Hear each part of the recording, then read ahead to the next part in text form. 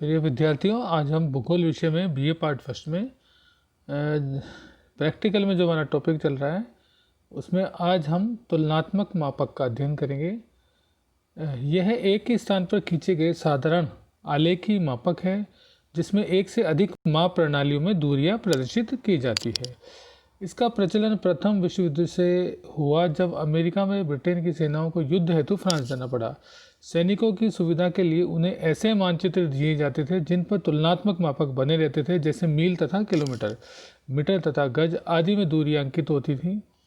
इसकी रचना के संबंध में निम्न बातें ध्यान रखनी चाहिए कि इसमें अलग अलग मापकों को एक ही प्रादेशिक भिन्न पर बनाया जाता है।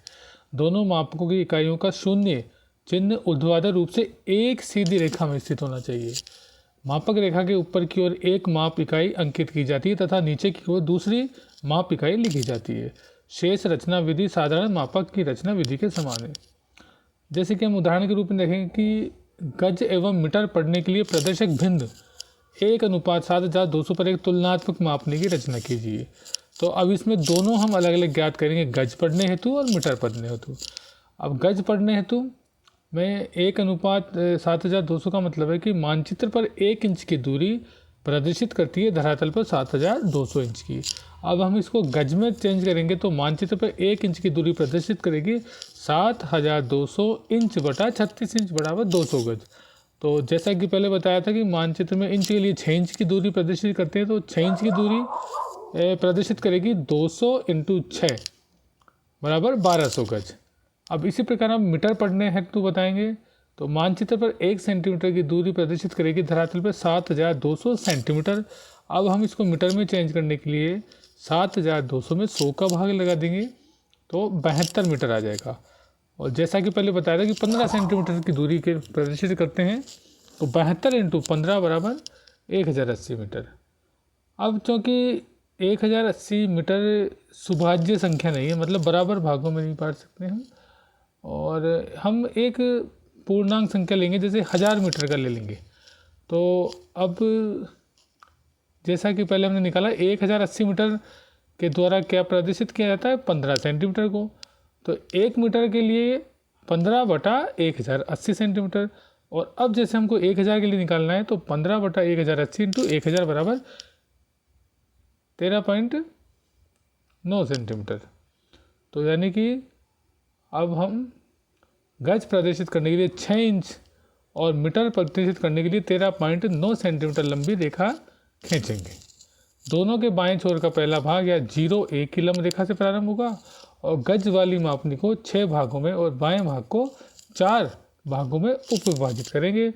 प्रत्येक उप विभाग 15 गज को दर्शाएगा। इसी प्रकार मीटर में मापनी को 5 भागों में और बाएं भाग को पुनः 5 उप विभागों में बांटेंगे और प्रत्येक मुख्य भाग 200 मीटर और उप विभाग 40 मीटर की दूरी बताएगा।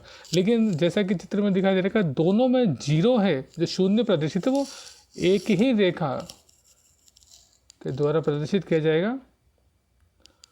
तो इस प्रकार से हमने ये तुलनात्मक विधि द्वारा भी ज्ञात किया है।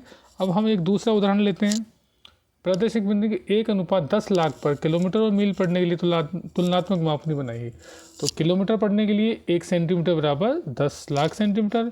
तो मानचित्र पर 1 सेंटीमीटर की दूरी प्रदर्शित करेगी 10 लाख बटा 1 लाख बराबर 10 किलोमीटर। और हम 15 की जगह 16 सेंटीमीटर की लाइन भी कह सकते हैं। तो 16 सेंटीमीटर के लिए 16 × 10 बराबर 160 किलोमीटर। और इसी प्रकार मील पढ़ने के लिए 1 इंच बराबर धरातल पर 10 लाख इंच।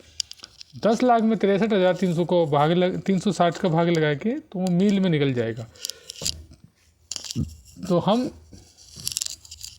6 इंच के लिए निकालेंगे तो लगभग जैसा चित्र में बता रखा है एक पूर्ण संख्या नहीं है, 6250/66 मील आ रहा है।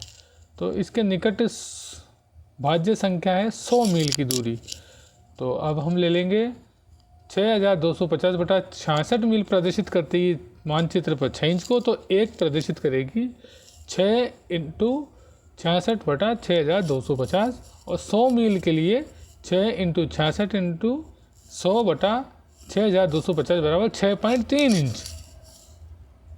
तो किलोमीटर प्रदर्शित करने के लिए 16 सेंटीमीटर और मील प्रदर्शित करने के 6.3 इंच की रेखाएं खींचेंगे और जैसा कि पहले बताया उसके अनुसार दोनों को अलग अलग सरल मापनी के द्वारा बनाएंगे और उनको इस प्रकार एडजस्ट करेंगे कि दोनों का जीरो एक ही अलाइनमेंट पे हो।